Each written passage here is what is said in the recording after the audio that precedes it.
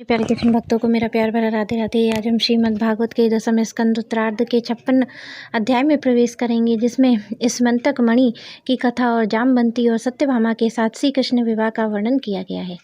श्री सुखदेव जी कहते हैं, परीक्षित, सत्राजित ने श्री कृष्ण को झूठा कलंक लगाया था। फिर उस अपराध का मार्जन करने के लिए उन्होंने स्वयं स्मंतक मणि सहित अपनी कन्या सत्यभामा भगवान श्री कृष्ण को सौंप दी। राजा परीक्षित ने पूछा, भगवान सत्राजित ने भगवान श्री कृष्ण का क्या अपराध किया था? उसे स्मंतक मणि कहाँ से मिली और उसने अपनी कन्या उन्हें क्यों दी?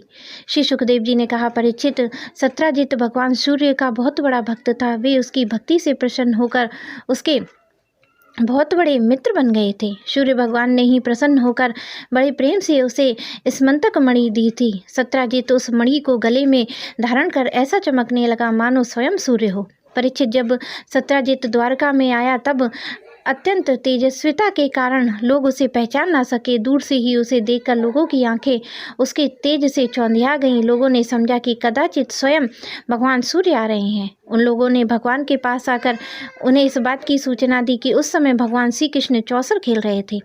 लोगों ने कहा, शंख चक्र गदाधारी नारायण, कमल नयन दामोदर, यदुवंश शिरोमणि गोविंद, आपको नमस्कार है। जगदीश्वर देखिए, अपनी चमकीली किरणों से लोगों के नेत्रों को चौंधियाते हुए प्रचंड रस में भगवान सूर्य आपका दर्शन करने आ रहे हैं। प्रभु, सभी श्रेष्ठ देवता त्रिलोकी में आपकी प्राप्ति का मार्ग ढूंढते रहते हैं, किंतु उसे पता नहीं है कि आज आपको यदुवंश में छिपा हुआ जानकर स्वयं सूर्य नारायण आपका दर्शन करने आ रहे हैं। सुखदेव जी कहते हैं, परीक्षित, अनजान पुरुषों को यह बात सुनकर कमल नयन भगवान श्री कृष्ण हंसने लगे।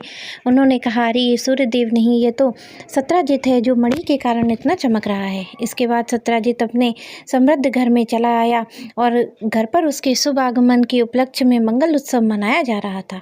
उसने ब्राह्मणों के द्वारा स्मंतक मणि को एक देव मंदिर में स्थापित कर दिया। परीक्षित, वह मणि प्रतिदिन 8 भार सोना दिया करती थी। जहाँ वह पूजित होकर रहती थी, वहाँ दुर्भिक्ष, महामारी, गृह पीड़ा, सर्प भय, मानसिक और शारीरिक व्यथा और मायावियों का उपद्रव आदि कोई भी अशुभ नहीं होता था। एक बार भगवान श्री कृष्ण ने प्रसंगवश कहा, सत्राजित, तुम अपनी मणि राजा उग्रसेन को दे दो। परंतु वह इतना अर्थलोलुप लोभी था कि भगवान श्री कृष्ण आज्ञा का उल्लंघन होगा इसका कुछ भी विचार न करने पर उसे अस्वीकार कर दिया। एक दिन सत्राजित ने अपने भाई प्रसेन ने उस परम प्रकाशमयी मणि को अपने गले में धारण कर लिया। फिर वह घोड़े पर सवार होकर शिकार खेलने वन में गया। वहाँ एक सिंह ने घोड़े सहित प्रसेन को मार डाला और उस मणि को छीन लिया। वह अब भी पर्वत की गुफा में प्रवेश कर ही रहा था कि मणि के लिए यक्षराज जामवान ने उसे मार डाला। उन्होंने वह मणि अपनी गुफा में ले जाकर बच्चे को खेलने के लिए दे दी और अपने भाई प्रसेन न लौटने से उसके भाई सत्राजित को बड़ा दुख हुआ। वह कहने लगा, बहुत संभव है कि श्री कृष्ण ने ही मेरे भाई को मार डाला हो, क्योंकि वह मणि गले में डालकर वन में गया था। सत्राजित की यह बात सुनकर लोगों ने आपस में कानाफूसी करने लगे। जब भगवान श्री कृष्ण ने सुना कि यह कलंक का टीका मेरे सिर पर लग गया है, तब वे उसे धोने के बहाने उद्देश्य से नगर के कुछ सभ्य पुरुषों को साथ लेकर प्रसेन को ढूंढने के लिए वन में गए।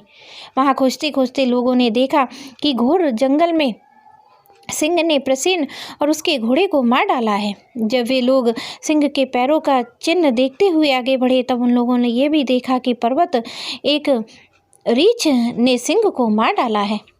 भगवान श्री कृष्ण ने सब लोगों को बाहर बिठा दिया और अकेले ही घोर अंधकार से भरी यक्षराज की भयंकर गुफा में प्रवेश किया। भगवान ने वहां जाकर देखा कि श्रेष्ठ मणि स्मंतक मणि को बच्चों का खिलौना बना दिया गया है। वे उसे हर लेने की इच्छा से बच्चे के पास जा खड़े हुए। उस गुफा में एक अपरिचित मनुष्य को देखकर बच्चे की धाय भयभीत की भांति चिल्ला उठी और उस चिल्लाहट सुनकर परम बली यक्षराज जामवान क्रोधित होकर वहां दौड़े आए।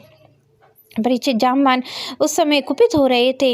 उन्हें भगवान की महिमा और उनके प्रभाव का पता न चला। उन्होंने उन्हें एक साधारण मनुष्य समझ लिया और वे अपने स्वामी भगवान श्री कृष्ण से युद्ध करने लगे। जिस प्रकार मांस के लिए 2 बाज आपस में लड़ते हैं, वैसे ही विजय अभिलाषी भगवान श्री कृष्ण और जामवान आपस में घमासान युद्ध करने लगे। पहले तो उन्होंने अस्त्र शस्त्रों का प्रहार किया, फिर शिलाओं को तत्पश्चात वे वृक्ष उखाड़कर एक दूसरे पर फेंकने लगे। अंत में ब्रज प्रहार के समान कठोर घूसों से आपस में वे 28 दिन तक बिना विश्राम किए दिन रात लड़ते रहे। अंत में भगवान श्री कृष्ण ने घूसों की चोट से जाम्बान के शरीर की एक एक गांठ टूट फूट गई। उत्साह जाता रहा, शरीर पसीने से लथपथ हो गया। तब उन्हें अत्यंत विस्मित चकित होकर भगवान श्री कृष्ण ने कहा, प्रभु, मैं जान गया कि आप ही समस्त प्राणियों के स्वामी, रक्षक, पुराण पुरुष भगवान विष्णु हैं। आप ही सब प्राण हैं, इंद्रिय बल, मनोबल, शरीर बल हैं। आप विश्व के रचयिता, ब्रह्मा आदि को भी बनाने वाले हैं। बनाए हुए पदार्थों में सत्ता रूप से आप ही विराजमान हैं। काल के जितने भी अवयव हैं उनके नियामक परम काल आप ही हैं। शरीर के भेद से भिन्न भिन्न प्रतीयमान अंतरात्माओं के परमात्मा भी आप हैं। प्रभु, मुझे स्मरण है कि आपने अपने नेत्रों से तनिक सा क्रोध का भाव लाकर तिरछी दृष्टि से समुद्र की ओर देखा था। उस समय समुद्र के अंदर रहने वाले बड़े बड़े नाग, घड़ियाल, मगरमच्छ क्षुब्ध हो गए थे। उस समुद्र ने आपको मार्ग दे दिया था। तब आपने उस पर सेतु बांधकर सुंदर यश की स्थापना की और लंका का विध्वंस किया।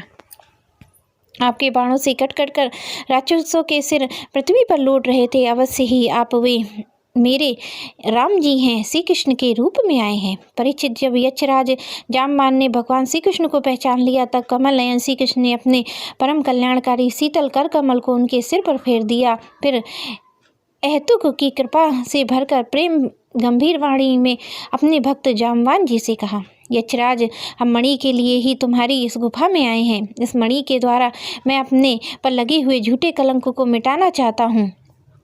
भगवान ऐसा कहने पर जाम्बान बड़े आनंद से उनकी पूजा करने के लिए अपनी कन्याकुमारी जाम्बती को मणि के साथ उनके चरणों में समर्पित कर दिया। भगवान श्री कृष्ण जिन लोगों को गुफा के बाहर छोड़ गए थे उन्होंने 12 दिन तक उनकी प्रतीक्षा की, परंतु जब उन्होंने देखा कि अब तक वे गुफा से नहीं निकले हैं तब वे अत्यंत दुखी होकर द्वारका लौट गए। जब महामाता देवकी, रुक्मिणी, वासुदेव जी, अन्य संबंधी कुटुंबियों को ये मालूम हुआ कि श्री कृष्ण गुफा से नहीं निकले हैं तब उन्हें बड़ा शोक हुआ। सभी द्वारकावासी अत्यंत दुखित होकर सत्यजित को भला बुरा कहने लगे। भगवान श्री कृष्ण की प्राप्ति के लिए महामाया दुर्गा देवी की शरण में गए, उनकी उपासना करने लगे। उनकी उपासना से दुर्गा देवी प्रसन्न हुई और उन्होंने आशीर्वाद दिया कि उसी समय उनके बीच में मणि और अपनी नववधू जाम्बती के साथ सफल मनोरथ होकर श्री कृष्ण सबको प्रसन्न करते हुए वहां प्रकट हो गए। सभी द्वारकावासी भगवान श्री कृष्ण को पत्नी के साथ और गले में मणि धारण किए हुए देखकर परम आनंद मग्न हो गए, मानो कोई मरकर लौट आया हो। तदंतर भगवान श्री कृष्ण ने सत्यजित को राज्यसभा में महाराज उग्रसेन के पास बुलवाया और जिस प्रकार मणि प्राप्त हुई थी वह सब कथा सुनाकर उन्होंने वे मणि सत्यजित को सौंप दी। सत्यजित अत्यंत लज्जित हो गया और मणि तो उसने ले ली, परंतु उसका मुंह नीचे की ओर लटक गया। उसने अपराध से उसे बड़ा पश्चाताप हो रहा था।